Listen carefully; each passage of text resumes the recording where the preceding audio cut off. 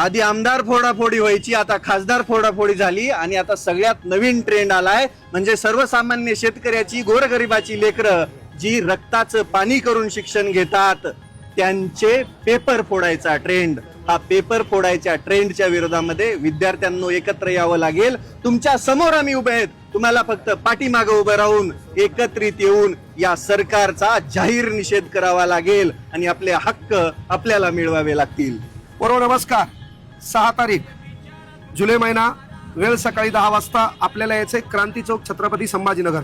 हे जे आंदोलन आहे, तुमच्यावर जो अन्याय व्हायला आहे, पेपर फुटीचा अन्याय असेल, MPSC मध्ये अलीकडे चाललेला सावळा गोंधळ असेल, प्रत्येक परीक्षा ज्या ऑनलाईन व्हायला त्या ऑफलाईन कशा झाल्या पाहिजे, त्यानंतर हे जे काही नॉर्मलायझेशन तुमच्या बोकांडीवर बसवलंय ते कसं बंद झालं पाहिजे, तुम्हाला या शैक्षणिक चळवळीमध्ये येत असताना ज्या समस्या असतील त्या कशा मिटवल्या पाहिजेत, त्यासाठी शिक्षकाचं काम असतं की तुमच्या सोबत नाही, 2 पावलं पुढे जाऊन त्यानं लढलं पाहिजे.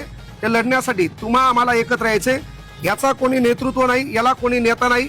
इथे येणारा प्रत्येक जण ज्याच्यावर अन्याय व्हायला तो अन्यायग्रस्त विद्यार्थी आहे. म्हणून बाळांनो, आपल्याला यायचे 6 जुलै 2026, वेळ सकाळी 10 वाजता. ठिकाण आहे क्रांती चौक, छत्रपती संभाजीनगर. आयोजक आहे विद्यार्थी कृती समिती महाराष्ट्र राज्य. तुम्ही असाल, आम्ही पण येऊ आपल्या न्याय हक्कासाठी, शिक्षण वाचवण्यासाठी. धन्यवाद. हे शेवटची संधी आहे. तुम्ही एकत्र नाही आलात तर त्याच्यानंतर आंदोलन उभं राहणार नाही आणि तुमचे हक्क, तुमचा न्याय अन्यायामध्ये रूपांतरित होणार आणि तुमच्या पाठीमागं कोणच उभं राहणार नाही.